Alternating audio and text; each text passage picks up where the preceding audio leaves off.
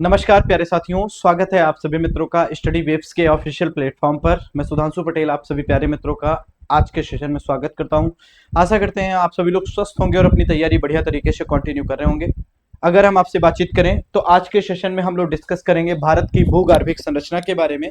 मतलब मैं अगर आपसे बात करूं तो हम आज के सेशन में डिस्कस क्या करेंगे, जियोलॉजिकल स्ट्रक्चर ऑफ इंडिया, इसके बारे में पढ़ेंगे। जियोलॉजिकल स्ट्रक्चर ऑफ इंडिया के बारे में पढ़ाई करना शुरू करेंगे। ठीक है, तो ज्यादा समय न लेते हुए चलिए शुरू करते हैं। देखिए, बेसिकली भूगर्भिक संरचना का मतलब हम चट्टानों के बारे में आज बातचीत करेंगे।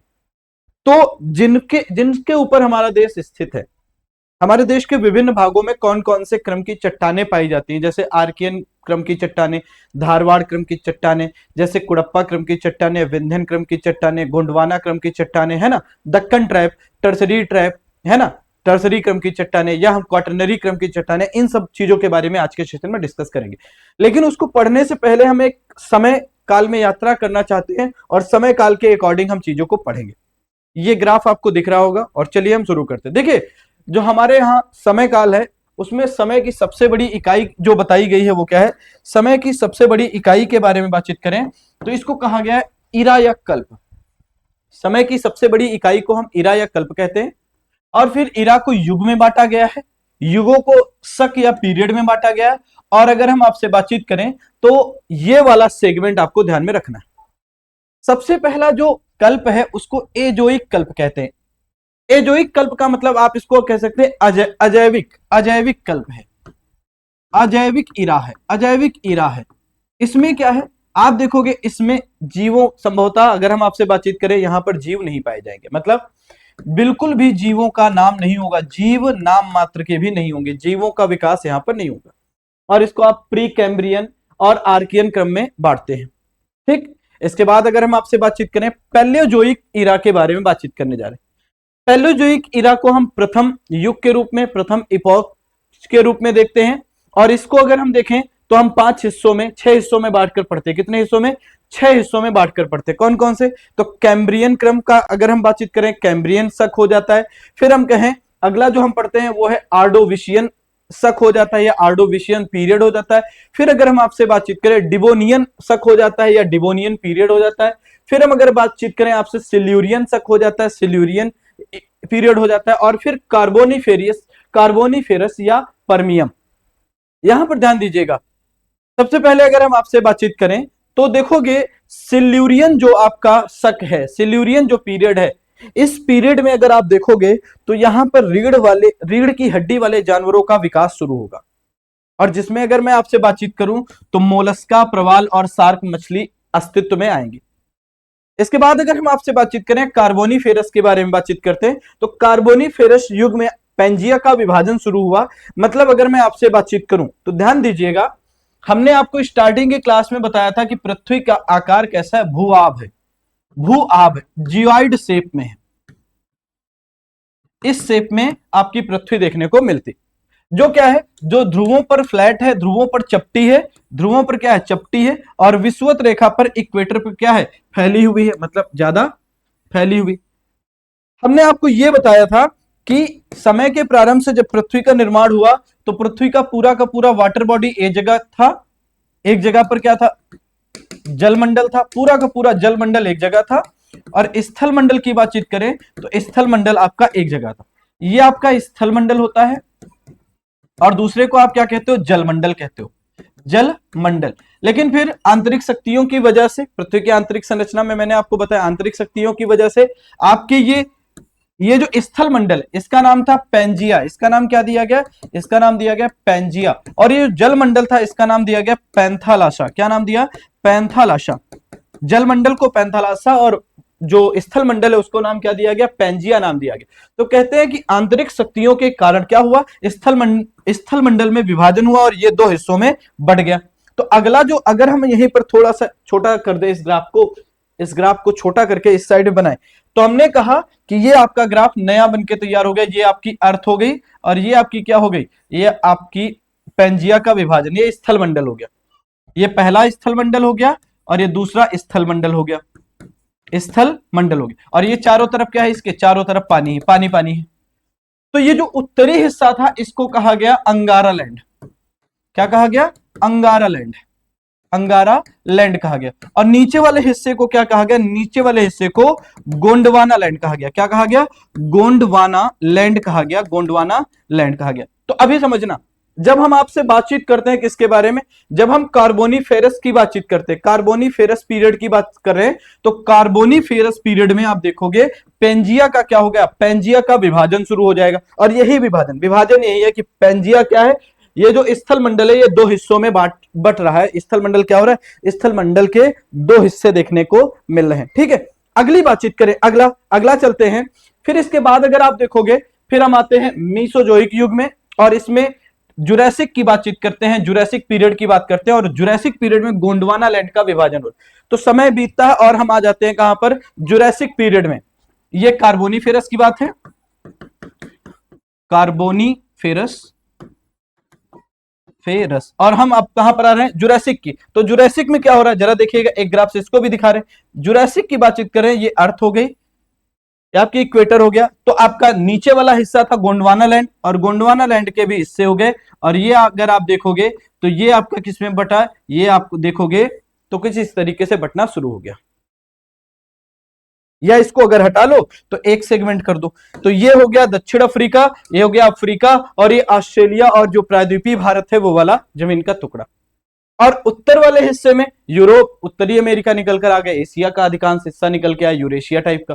तो यहां पर गोंडवाना लैंड का जो विभाजन हो रहा है वो कब हो रहा है? जुरैसिक काल में हो रहा है, जुरैसिक पीरियड में हो रहा है गोंडवाना लैंड का विभाजन। इसके बाद फिर अगर आप देखोगे तो यहीं पर से हमारा क्या शुरू होता है? हम देखते हैं पृथ्वी के बारे में पढ़ना शुरू कर देते हैं। तो जब हम अर्थ के बारे में बातचीत करते हैं तो भारत के बारे में आपने पढ़ा कि भारत उत्तर पूर्वी गोलार्ध में स्थित है ना, उत्तर पूर्वी गोलार्ध में स्थित है। हमने आपको इसके बारे में डिटेल बताया। अब यहां पर जब हम आपसे बातचीत करते हैं कि हम भारत की भूगर्भिक संरचना के बारे में पढ़ने चले, किसके बारे में? भारत की भूगर्भिक भूगर्भिक संरचना के बारे में बातचीत करने चले। जब हम भूगर्भिक संरचना के बारे में आपसे बात करते हैं तो ये क्या होता है? देखिए, जब हम भूगर्भिक संरचना का अध्ययन करते हैं तो इससे हमको क्या मिलता है? इसके अंतर्गत हम किसी क्षेत्र विशेष में, भूगर्भिक संरचना के अध्ययन से हम किसी क्षेत्र विशेष में पाई जाने वाली चट्टानों के बारे में बातचीत करेंगे। और चट्टानों के बारे में जब हम पढ़ेंगे तो हम उसके नेचर को जानेंगे, उसके नेचर को समझने का प्रयास करेंगे। मतलब भूगर्भिक संरचना में हम क्या करते हैं? तो लिखेगा भूगर्भिक संरचना के अध्ययन से, भूगर्भिक संरचना के अध्ययन से, संरचना के अध्ययन से, के अध्ययन से किसी देश में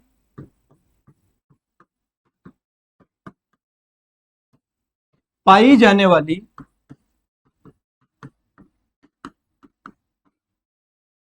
चट्टानों और उनकी प्रकृति, चट्टानों और उनकी प्रकृति, उनकी प्रकृति की जानकारी मिलती है, जानकारी मिलती है,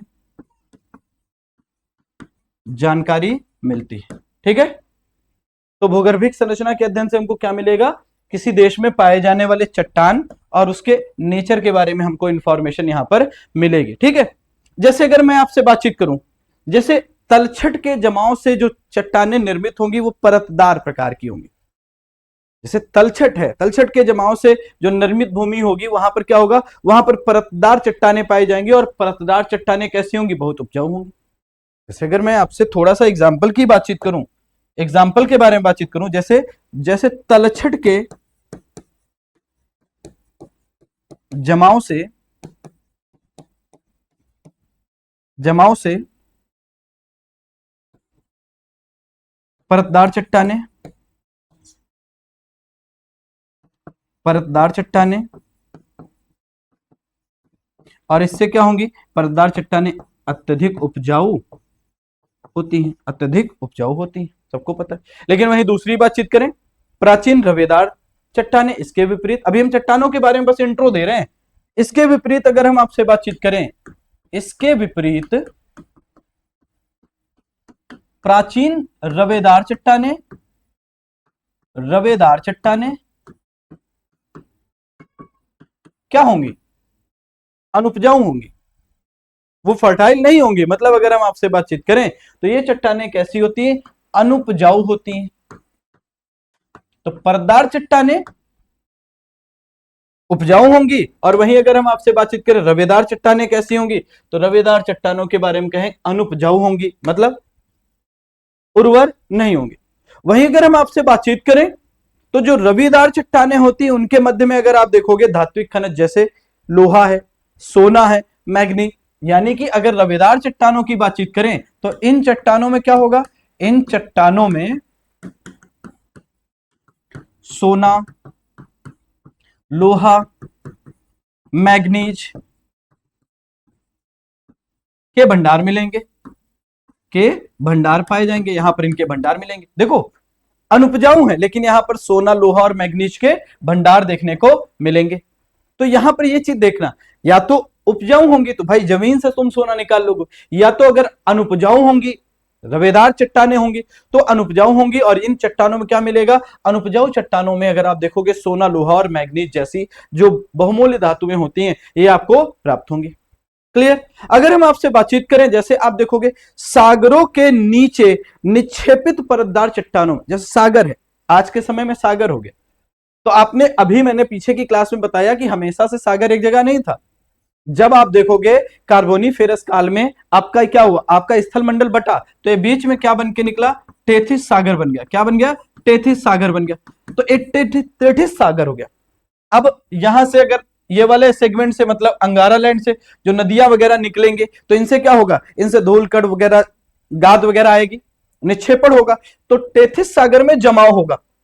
मतलब सागर में क्या है? सागर में जमाव होगा। अगर हम यहां पर यह शब्द इस्तेमाल करें कि सागरों में निक्षेपित परतदार चट्टानों के मध्य, सागर है, असागरों में निक्षेपित, सागर के नीचे आपने देखा पृथ्वी की जब हम आंतरिक संरचना के बारे में बातचीत कर रहे थे तो सागर भी क्या है? चट्टानों के ऊपर स्थित है, मतलब स्थल मंडल के ही तो ऊपर स्थित है। तो यहां पर देखेंगे सागरों में परतदार चट्टानों के मध्य जो एक प्रकार से आप देखोगे वहां पर पेट्रोलियम जैसे जो भंडार होंगे ये भी प्राप्त होंगे। तो एक लाइन और लिखिएगा, जैसे सागरों में निक्षेपित परतदार चट्टानों के मध्य, सागरों में निक्षेपित,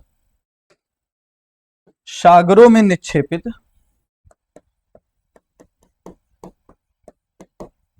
सागरों में निक्षेपित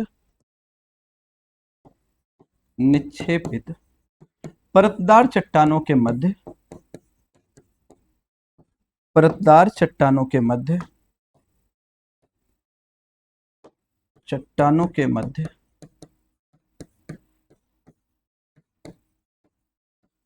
सागरों में निक्षेपित परतदार चट्टानों के मध्य जीवों के अवशेष दबते रहने से, जीवों के अवशेष दबते रहने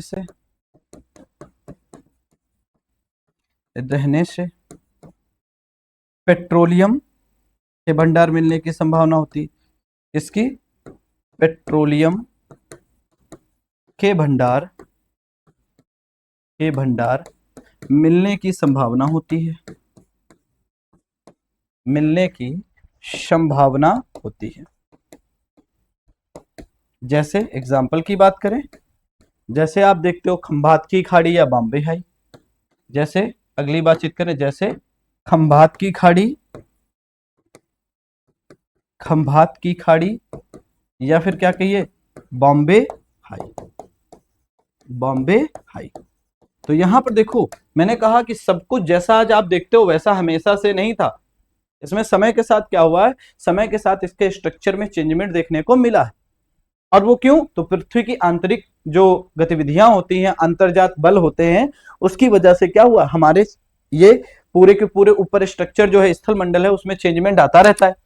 कभी पर्वत बनते रहते हैं, कभी पर्वत टूटते रहते हैं। तो अंतर्जात बल और बहिर्जात बल दोनों की वजह से ये चीजें देखने को मिलते हैं। जब हम भारत की भूगर्भिक संरचना के बारे में आपसे बात करते हैं तो भारत की भूगर्भिक संरचनाओं को आप 8 प्रकार से वर्गीकृत करके देख सकते हो। यानी कि अगर हम भारतीय चट्टानों की बातचीत करें तो भारतीय चट्टानों के बारे में हम कहेंगे भारतीय चट्टानें कितने भागों में बटी हैं? तो भारतीय चट्टानें जो हैं वो 8 हिस्सों में बांटकर पढ़ सकते हो। तो एक अगली हेडिंग बनाइएगा, भारतीय चट्टानों का वर्गीकरण।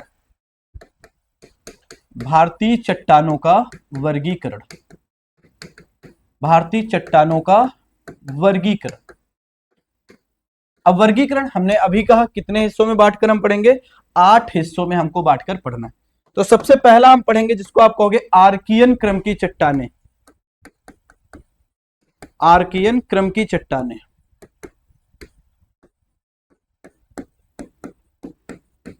ठीक। आर्कियन क्रम की चट्टानों के बाद दूसरे नंबर पर हम क्या पढ़ेंगे, हम पढ़ेंगे धारवाड़ क्रम की चट्टानें। दूसरा क्या पढ़ेंगे, धारवाड़ क्रम की चट्टानें।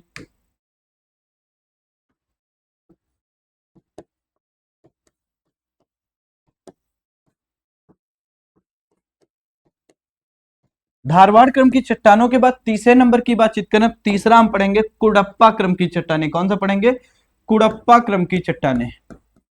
कुडप्पा क्रम की चट्टानें। जब कुडप्पा क्रम की चट्टानें हम देख लेंगे तो उसके बाद हम क्या देखेंगे, उसके बाद अगला हम देखेंगे विंध्य क्रम की चट्टानें। कौन सा, विंध्य क्रम की चट्टानें।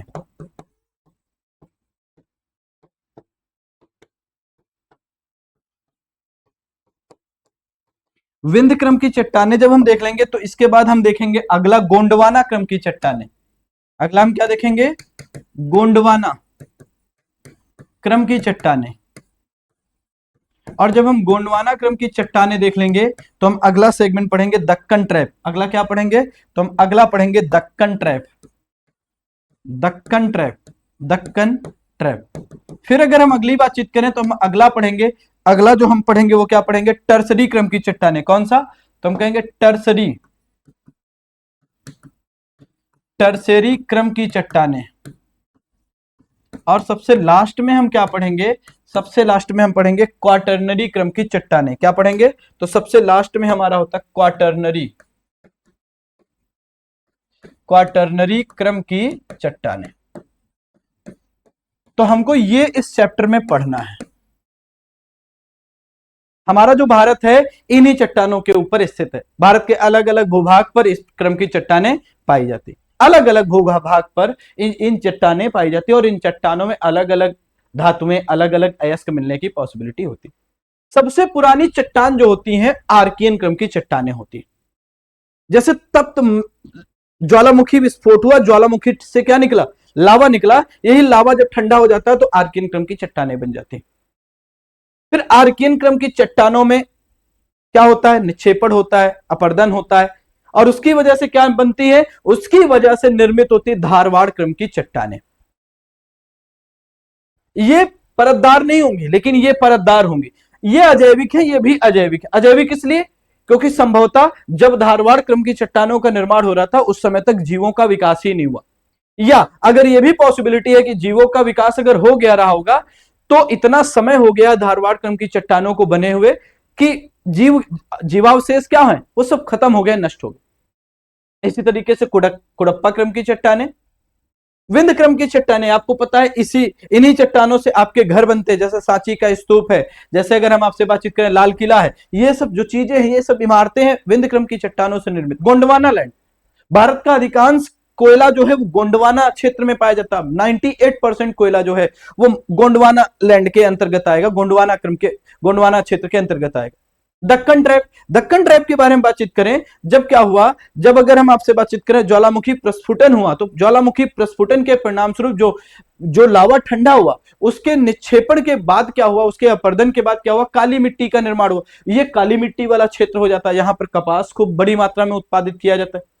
और जो हिमालय क्षेत्र है वहां पर टर्सरी क्रम की चट्टानें और क्वाटरनरी क्रम की चट्टानें ये बिल्कुल लेटेस्ट हैं। जैसे जो गंगा यमुना जी का जो दोआब वाला इलाका है उस क्षेत्र में ये बिल्कुल लेटेस्ट पाई जाती है। तो अब एक एक करके हम पढ़ना शुरू करते हैं और सबसे पहला पढ़ते हैं आर्कियन क्रम की चट्टानें। तो हेडिंग करो आर्कियन क्रम की चट्टानें। आर्कियन क्रम की चट्टानें, आर्कियन क्रम की चट्टानें।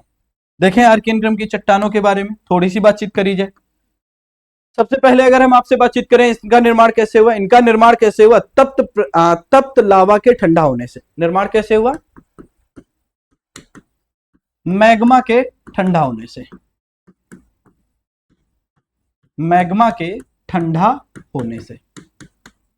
सबसे प्राचीन है। ये चट्टानें कैसी हैं? तो हम कहेंगे ये जो चट्टानें हैं ये सबसे प्राचीन है। मतलब ये चट्टान की खासियत है, ये प्राचीनतम है, और प्राचीनतम के साथ साथ भैया ये मूलभूत है, क्योंकि इन्हीं के ऊपर अन्य चट्टानों का क्या होगा? विकास होगा। अगली बातचीत, अगला क्या है?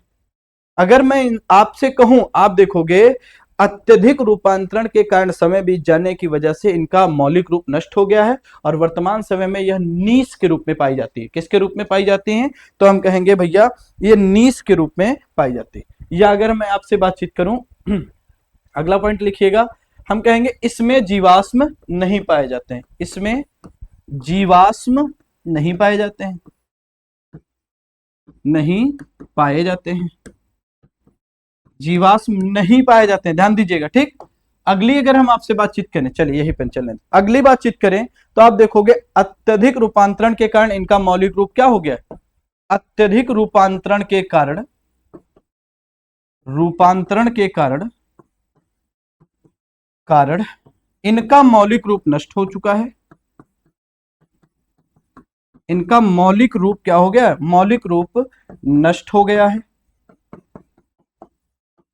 अत्यधिक रूपांतरण के कारण इनका मौलिक रूप नष्ट हो गया। इसके साथ साथ अगर बातचीत करें तो ये जो चट्टान है, मैग्मा ठंडा होता है, मैग्मा के ठंडा होने से जानते हैं, अगर मैं आपसे बातचीत करूं, आग्नेय चट्टान का निर्माण होता है।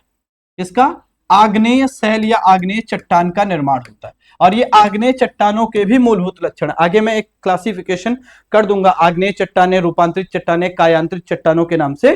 तो ये जो मूल है, ये आर्कियन क्रम की चट्टानें आग्नेय है। और अगर मैं आपसे बातचीत करूं, यही आग्नेय चट्टानों के रूपांतरण से, आग्नेय चट्टानों के रूपांतरण से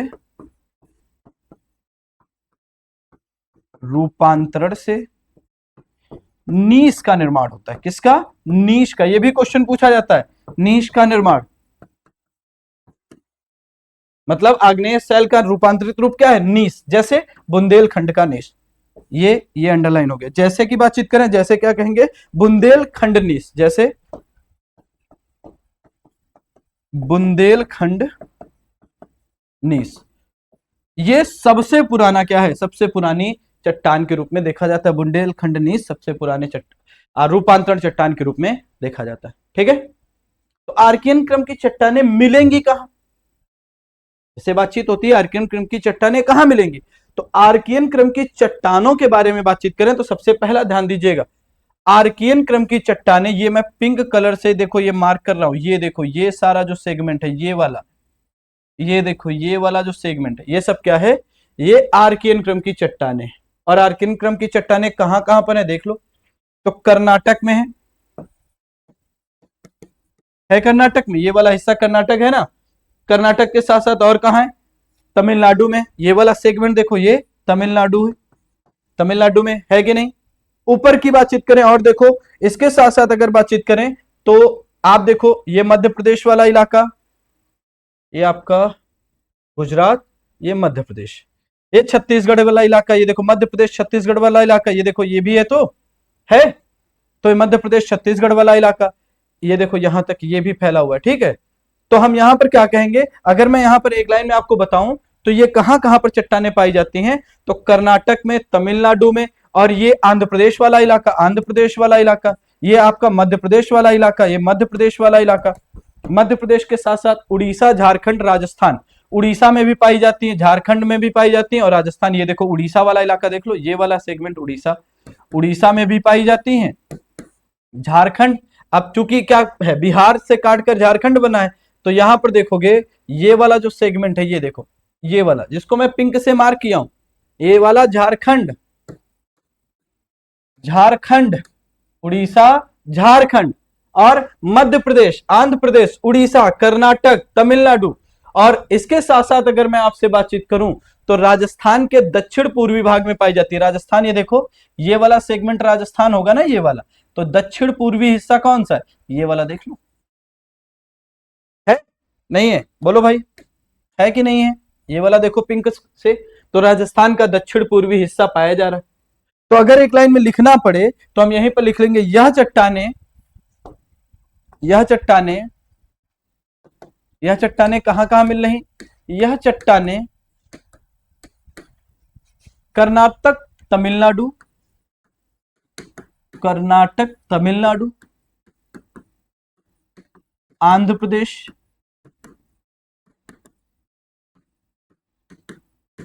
उड़ीसा, मध्य प्रदेश के कुछ हिस्सों में, राजस्थान के दक्षिण पूर्वी हिस्से में, साउथ ईस्ट हिस्से में, और इसके साथ साथ अगर हम आपसे बातचीत करें तो झारखंड के कुछ हिस्से में पाई जाती है।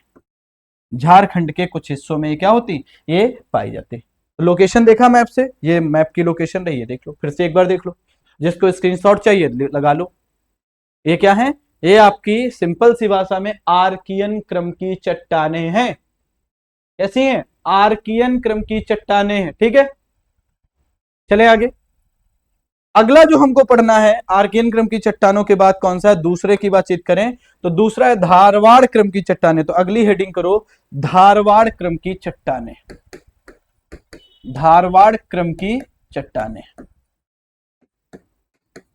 देखिए धारवाड़ क्रम की चट्टानों के बारे में बातचीत करी जाए तो धारवाड़ क्रम की चट्टानों के विशेषता क्या है, तो स्वाभाविक सी बात है आर्कियन क्रम की चट्टानों के निक्षेपण अपर्दन से क्या हुआ, अपर्दन व निक्षेपण से धारवाड़ क्रम की चट्टानों का निर्माण हुआ। वैसे अगर मैं इसके नाम के बारे में आपसे बातचीत करूं तो कर्नाटक में एक स्थान है जिसका नाम है शिमोगा जिला, और शिमोगा जिलों में एक जगह है धारवाड़। मतलब अगर इसके नामकरण की बातचीत करें, इसका नामकरण कहां से पड़ा है, तो नामकरण जो है वो शिमोगा जिले के, ये शिमोगा जिला कहां है, शिमोगा जिले के धारवाड़ से पड़ा है, धारवाड़ से पड़ा है। और ये कहां पर है, तो हम कहेंगे ये शिमोगा जो जिला है वो कर्नाटक में है। कहां पर है, कर्नाटका में ये लोकेशन है। धारवाड़ क्रम की चट्टाने जो हैं इनका नामकरण किससे यहां पर पड़ा है, शिमोगा जिले के धारवाड़ से इसका नामकरण पड़ा। और ये बनी कैसे हैं, तो भैया अपर्दन और निक्षेपण से, किसके अपर्दन और निक्षेपण से, आर्कियन क्रम की चट्टानों के अपर्दन और निक्षेपण से किसका निर्माण हुआ है, तो हम कहेंगे धारवाड़ चट्टानों का या धारवाड़ क्रम की चट्टानों का निर्माण हुआ। एक लाइन लिखो, इनका निर्माण, इनका निर्माण, इनका निर्माण आर्कियन क्रम की चट्टानों के अपर्दन और निक्षेपण से, अपर्दन और निक्षेपण से हुआ।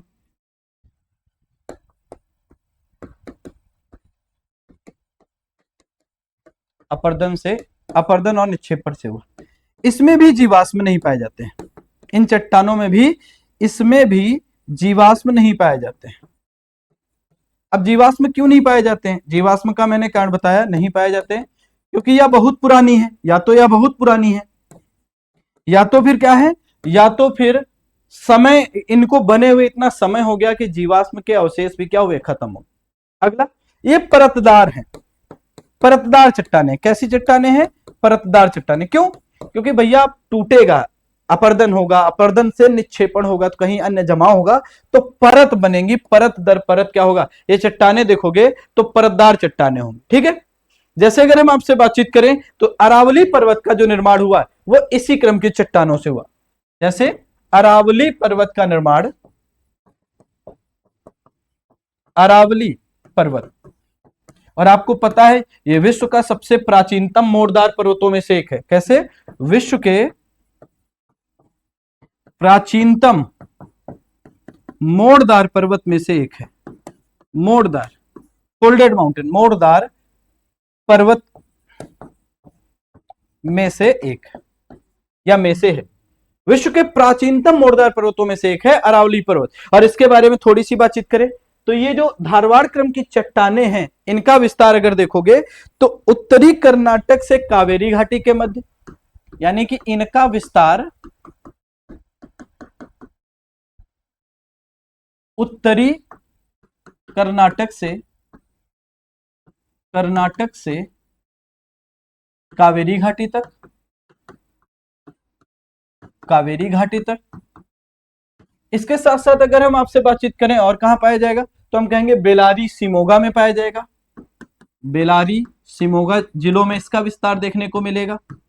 इसके साथ साथ अगर हम आपसे बातचीत करें नागपुर, जबलपुर, नागपुर महाराष्ट्र में, जबलपुर एमपी में, जबलपुर है ना, आदि क्षेत्रों में इसका विस्तार देखने को मिलेगा, आदि क्षेत्रों में इसका विस्तार देखने को मिलेगा। ठीक है, और एक बात और बता दे, इनमें लोहा, सोना, मैग्नीज की अधिकता होगी। अगर मैं इसी में बातचीत करूं, इन्हीं चट्टानों में क्या होगा, लोहा, या इनमें लोहा,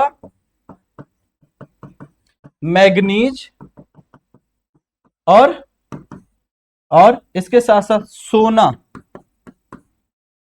की प्रचुरता होगी। मतलब यहां मिलने की पॉसिबिलिटी ज्यादा होगी, इन चट्टानों में सोना, लोहा, मैग्नीज मिलने की पॉसिबिलिटी रहती है। क्लियर हुआ? बोलो, इतना क्लियर हुआ?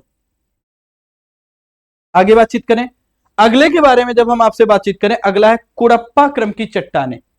अगला हम क्या पढ़ने चल रहे हैं, कुड़प्पा क्रम की चट्टानों के बारे में पढ़ने चल रहे। तो अगली हेडिंग करो, कुड़प्पा क्रम की चट्टानें, कुड़प्पा क्रम की चट्टानें।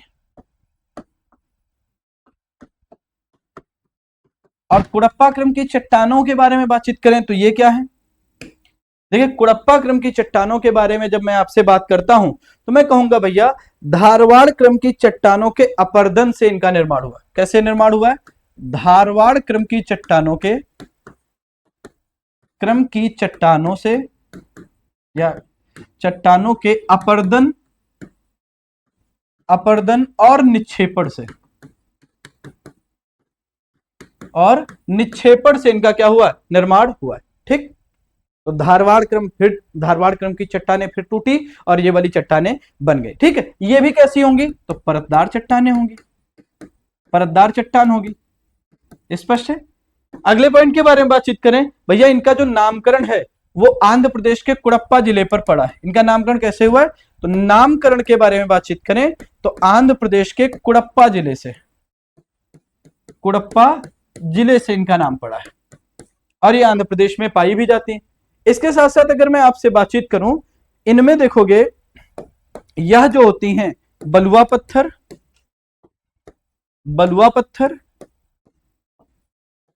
बलुआ पत्थर के साथ साथ चूना पत्थर, संगमरमर, चूना पत्थर, संगमरमर, संगमरमर, संगमरमर एस्बेस्टस के लिए प्रसिद्ध है। बेस्टस के लिए क्या है, एस्बेस्टस के लिए प्रसिद्ध है।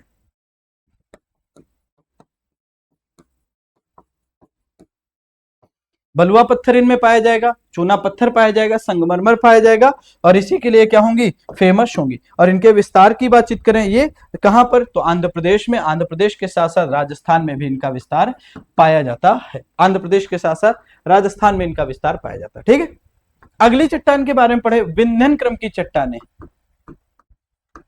विंध्यन क्रम की चट्टानें।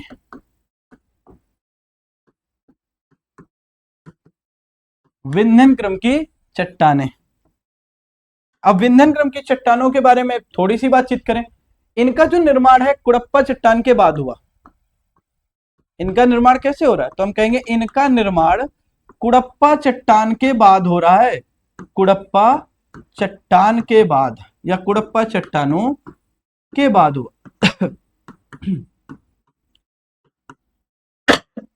ठीक है, अगले के बारे में बातचीत करें। ये बेसिकली अगर हम कहें छिछले सागर एवं नदी घाटियों के, छिछले सागर एवं नदी घाटियों के, नदी घाटियों के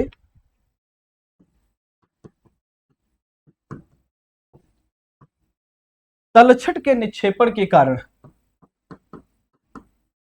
तलछट के निक्षेपण के कारण इनका निर्माण हुआ, इनका निर्माण हुआ।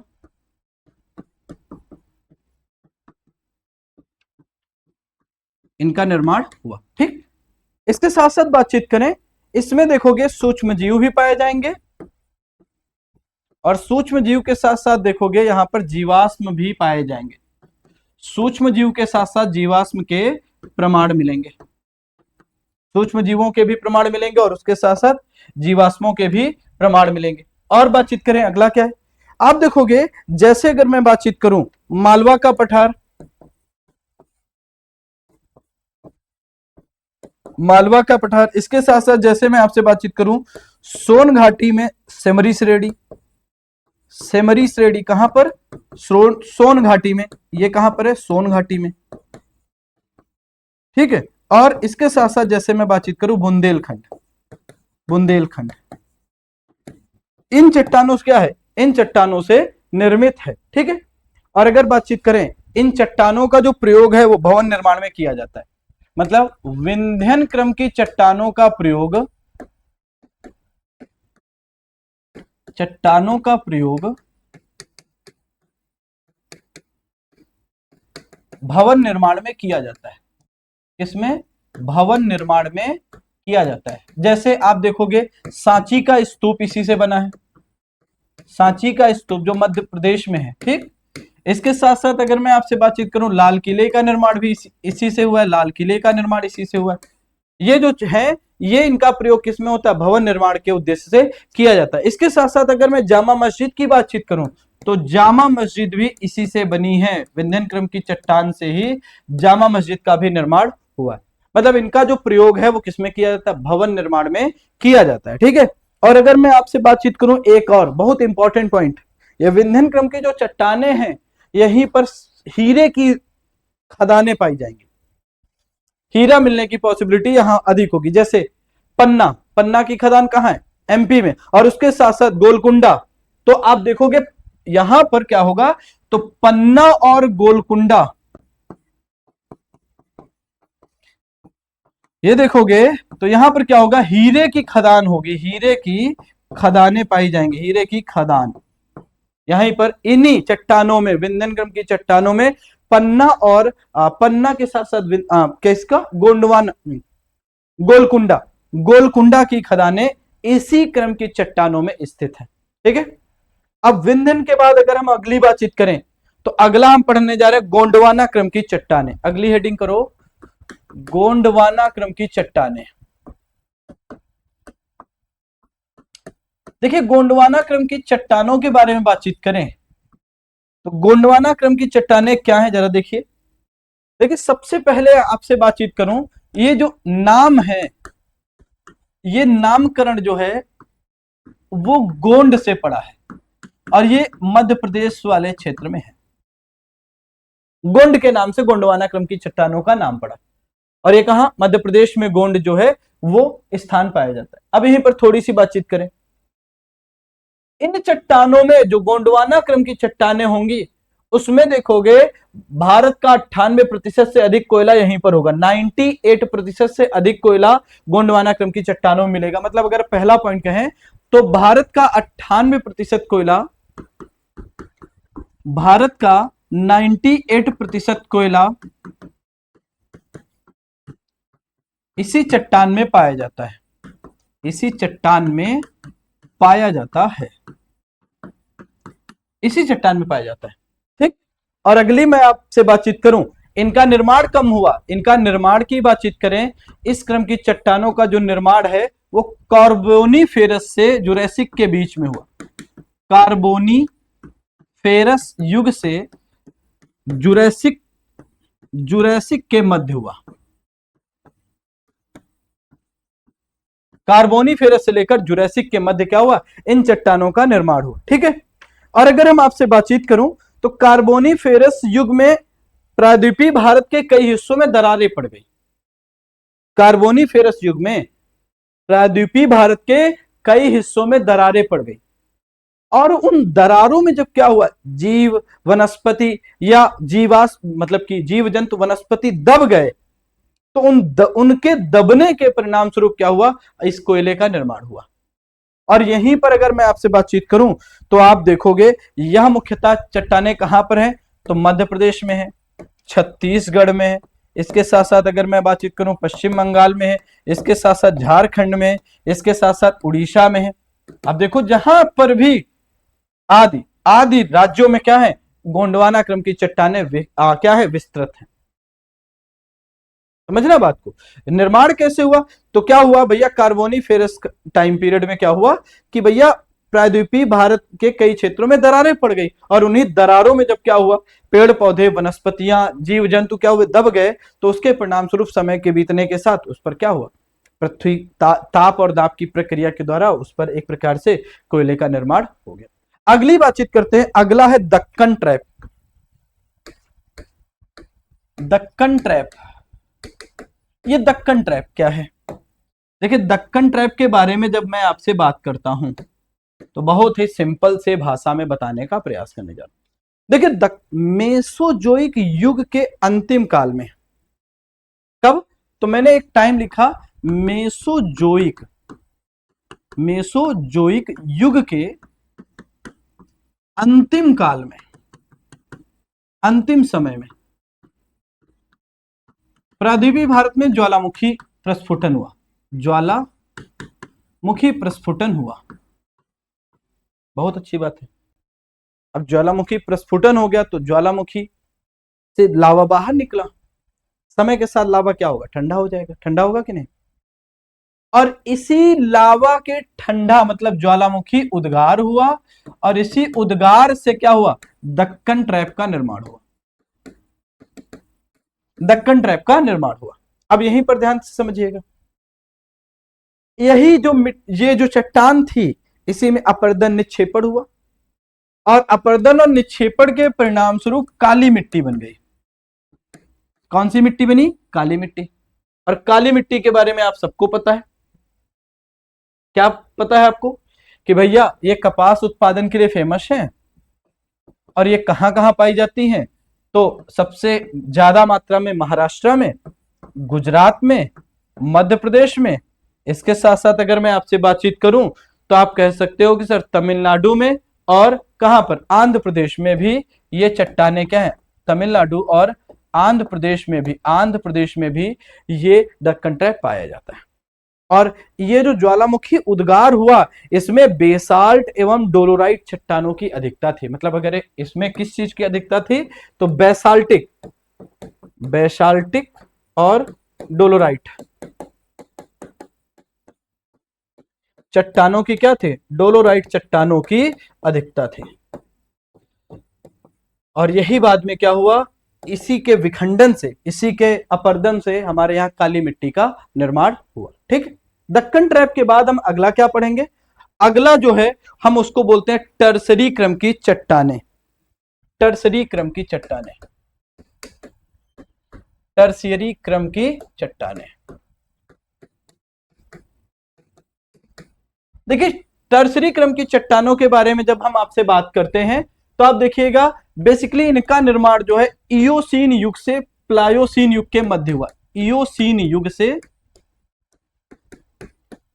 प्लायोसीन युग के मध्य हुआ,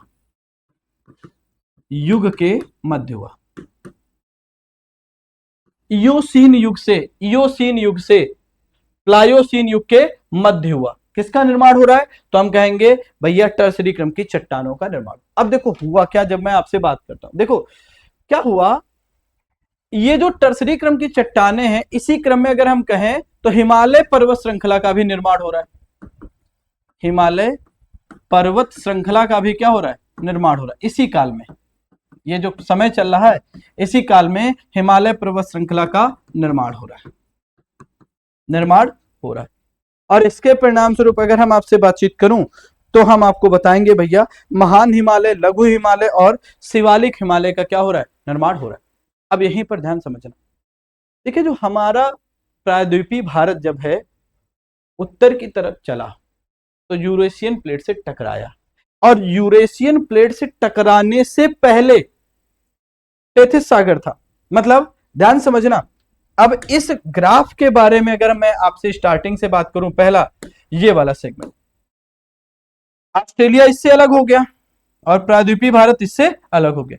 प्रायद्वीपीय भारत इस तरफ मूवमेंट करा, यहां पर था पानी का हिस्सा मतलब वाटर बॉडी थी, तो ये हो गई आपकी ओशियनिक प्लेट, मतलब महासागरीय प्लेट। और ये प्रायद्वीप था, मतलब जमीन का हिस्सा था, मतलब कॉन्टिनेंटल प्लेट था। तो ये जो हिमालय का निर्माण हुआ वो एकाएक नहीं हुआ। पहली बार में सामुद्रिक प्लेट मतलब महासागरीय प्लेट का महाद्वीपीय प्लेट से कन्वर्जेंस हुआ, और दूसरी बार में जब टेथिस सागर समाप्त हो गया तो फिर ये और ऊपर की तरफ जब बढ़ा तो ये यूरेशियाई प्लेट से, मतलब दोनों की दोनों महाद्वीपीय प्लेटें थी, इनके अभिसरण से क्या हुआ, हमारे हिमालय पर्वत का निर्माण हुआ।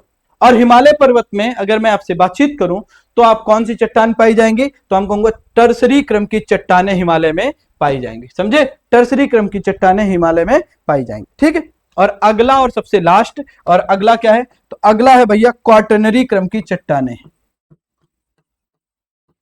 क्वाटरनरी क्रम की चट्टानें,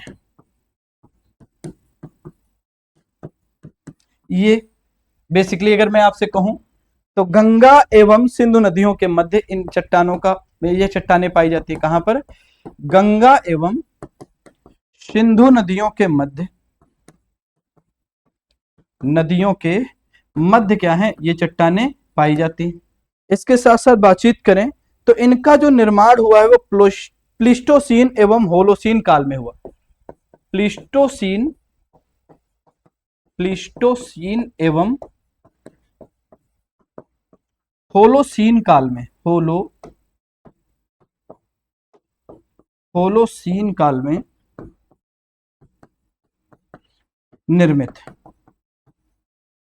अब प्लीस्टोसीन की बातचीत करें तो प्लीस्टोसीन का काल जो है अगर हम कहें तो इसमें बांगर मिट्टी बनी। कौन सी, तो हम कहेंगे बांगर मिट्टी। और ये बांगर मिट्टी कौन सी होती, बांगर मिट्टी पुरानी जलोढ़ मृदा को कहते हैं। किसको कहते हैं, बांगर मिट्टी, आप यहीं पर लिख लो, पुरानी जलोढ़ मुद्रा को कहते हैं, सॉरी पुरानी जलोढ़ मृदा को क्या कहते हैं, बांगर मिट्टी कहते हैं। वहीं पर अगर हम बातचीत करें नवीन जलोढ़ मृदा का निर्माण होलोसीन में हुआ।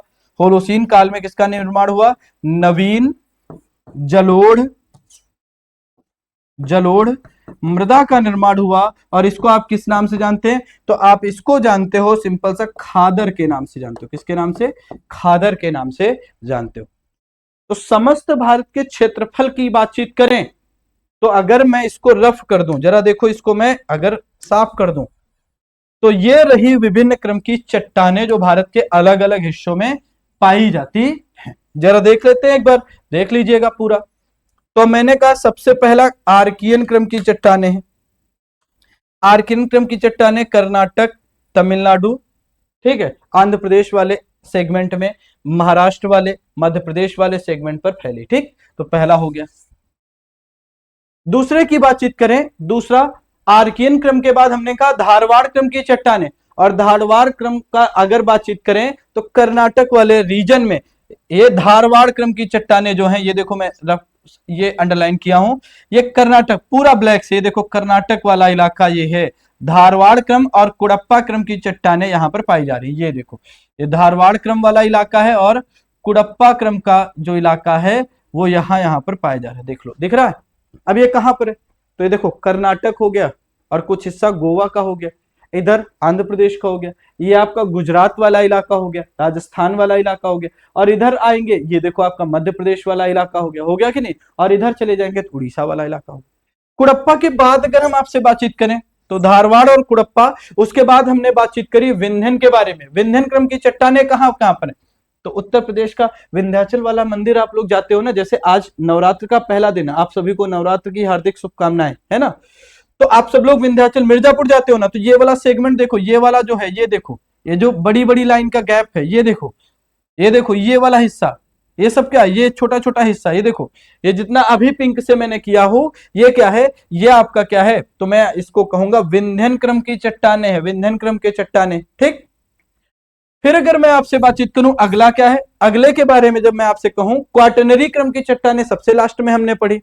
और क्वाटरनरी क्रम की चट्टानें देखो कहां पर, तो गंगा और सिंधु के बीच बोला है, गंगा और सिंधु नदी के बीच बोला हो। अब देखो ये वाला इलाका देखो किसका है, देख लो गंगा और सिंधु का है क्या नहीं, गंगा जी यहीं तो बहती हैं उत्तर प्रदेश में, फिर इधर बिहार में होते हुए निकल जाती हैं, इधर उत्तराखंड से निकलेंगी यहां से, तो ये गंगा वाला और इस तरफ वाला इलाका, ये पंजाब वाला इलाका हो गया। तो ये वाला जो सेगमेंट है यहाँ पर कौन सी, तो हम कहेंगे क्वाटरनरी क्रम की चट्टाने। अगला उठता है टर्सरी क्रम की चट्टाने कौन होंगी।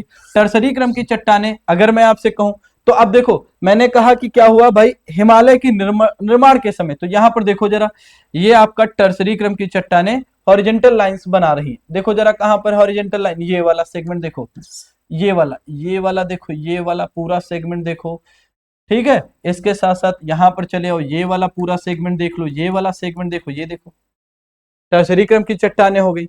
तो ये जो है, इसके साथ साथ गोंडवाना बचता है, गोंडवाना क्रम की चट्टाने जहां पर बॉक्स बना है। तो मैंने कहा 98% कोयला गोंडवाना क्रम की चट्टानों में पाया जाता है। और ये क्या है, बहुत रिच, मतलब मिनरल रिच एक प्रकार से रीजन है, जिसमें मध्य प्रदेश आता है, छत्तीसगढ़ आता है, झारखंड आता है, उड़ीसा आता है, पश्चिम बंगाल। अब ये देखो, ये वाला इलाका देख लो, ये वाला देख लो, ये आपका मध्य प्रदेश वाला इलाका हो गया, ये वाला इलाका हो गया, ये देख लो, ये वाला इलाका हो गया। देखो कोयला वगैरह इन्हीं क्षेत्रों में तो पाया जाता है। कोयला वगैरह कहाँ पाया जाता है, मैक्सिमम कोयला आप देखोगे तो मध्य प्रदेश, छत्तीसगढ़, झारखंड और पश्चिम बंगाल, उड़ीसा, इन्हीं जगहों पर पाई जाता है। कुछ बहुत कोयला कर्नाटक वगैरह, तेलंगाना वगैरह क्षेत्र में मिलता है। ये देखो आपके सामने हो गया। तो भारत के बारे में बातचीत करें तो भारत में 8 प्रकार की चट्टानें पाई जाती हैं और इन चट्टानों का निर्माण अलग अलग काल में हुआ। तो ये हमारा भारत की भूगर्भिक संरचना के संबंध में सेशन था। सेशन अच्छा लगा हो तो सेशन को लाइक करना है। बाकी आप लोगों को GK GS by Sudhanshu sir, इस टेलीग्राम को क्या करना है, ज्वाइन करना है।